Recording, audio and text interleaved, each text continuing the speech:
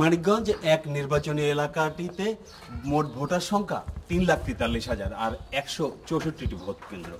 আপনি এর মধ্যে দেখতে পাচ্ছেন যে ভোটারদের উপস্থিতি, যদিও প্রধান বিরোধী দল এই নির্বাচনে অংশ নিচ্ছে না, তারপরেও এখানে ভোটারদের যথেষ্ট উপস্থিতি অন্তত এই সকালের দিকে লক্ষ্য করা যাচ্ছে।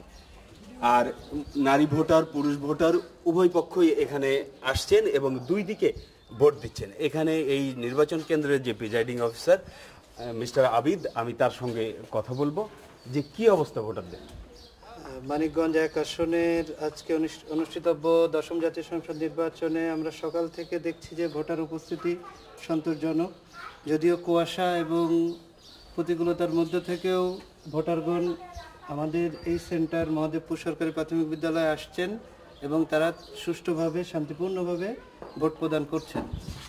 উনি যেটি বলছেন যে সুষ্ঠু এবং শান্তিপূর্ণভাবে ভোট প্রদান করছে, আমরা দেখছি যে বাইরে নিরাপত্তা রক্ষীরা আছেন, এখানেও নিরাপত্তা রক্ষীরা আছেন এবং এই যে ভোট গ্রহণের প্রক্রিয়া চলছে, ভোট দিচ্ছেন, এখানে একজন মুরব্বী আছেন, উনি ভোট দিচ্ছেন। এভাবে মানিকগঞ্জের 164টি কেন্দ্রেই ভোট গ্রহণ চলছে এবং এখন পর্যন্ত আমরা কোনো বিশৃঙ্খলার খবর পাইনি।